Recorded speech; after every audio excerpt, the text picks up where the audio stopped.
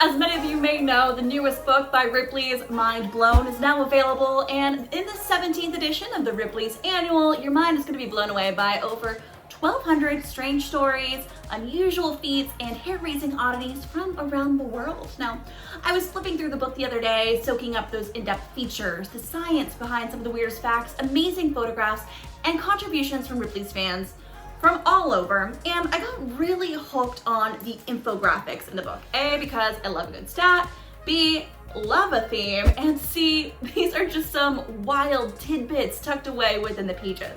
Let's shine a light on one of my favorite mind-blown infographics and learn more about peculiar prescriptions today on Cool Stuff, Strange Things.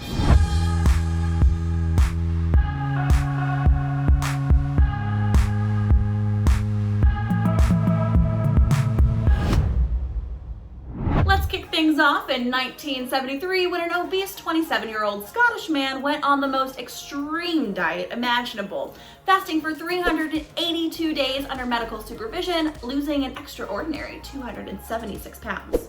Side note, I am not a doctor and I'm not prescribing these remedies, merely retelling the mind-blowing facts that are in the book.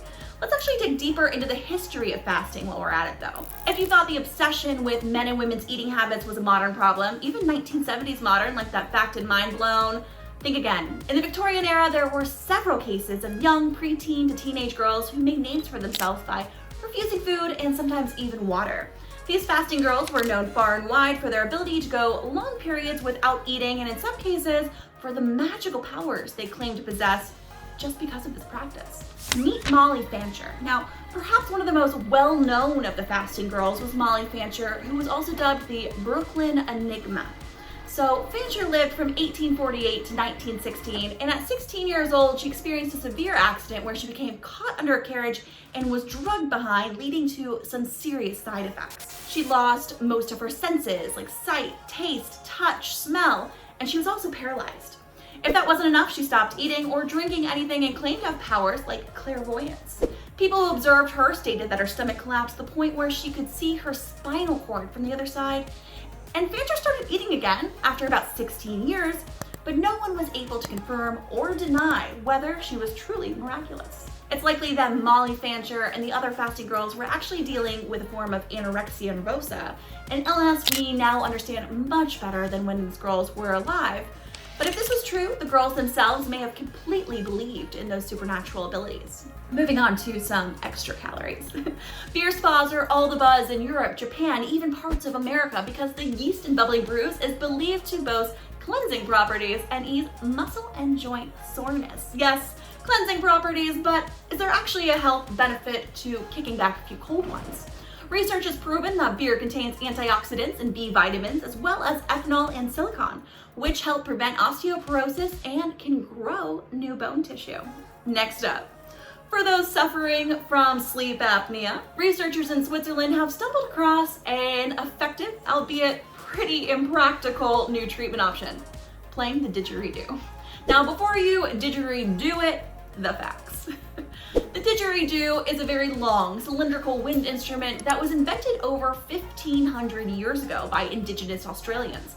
In 2009, the results of a Brazilian research study revealed that people who learned to play the didgeridoo had some mild improvement in their sleep apnea, thought to be related to the circular breathing required to play the instrument. Now, this type of breathing allows a didgeridoo player to create continuous sound without interruption, breathing through the nose, out through the mouth, simultaneously, and using air that's been stored in the cheeks. Breathing this way is thought to strengthen the muscles in the upper airway, making them less likely to collapse during sleep.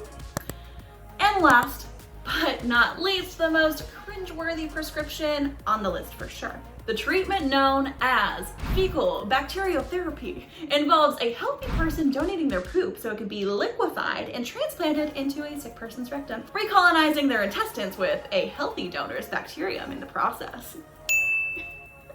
Yes, fecal transplants are a modern marvel of medicine. Just recently, in fact, a 47-year-old man had a transplant to cure his random bouts of drunkenness. His journey began after a fateful trip to the hospital for intoxication, where he tested for 17 times more alcohol in his system than the average person. That is 2 times the legal limit. Yet he hadn't had anything to drink. Turns out it was a raging case of ABS. Scientifically known as autobrewery syndrome, ABS causes gut fungi and bacteria to ferment contents of the intestines, resulting in alcohol production that causes spontaneous drunkenness. Now, the anonymous man was sent home from the hospital with the standard prescription of an antifungal drug and a low-carb diet, but to no avail. A month later, he got a DUI. This left doctors with only one extreme option: transferring poop into his butt, not even his own, a fecal microbiota transplant. This man's case was so severe, he went for the idea and it worked. It's been 3 years since his surgery, and the only intoxication he's experienced has been on his own terms.